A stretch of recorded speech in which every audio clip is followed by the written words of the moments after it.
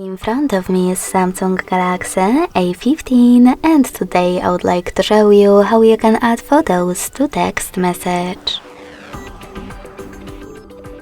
Begin by opening Messages app and selecting or creating a chat. Then tap on this icon of a camera and the photo at the bottom left corner. And click on all of your photos that you wish to add. If you can't find them over here, select Folders at the top. Look for them, and when you find them, click on them. Thanks so much for watching. If you enjoyed this video, leave a like, comment and subscribe. Bye!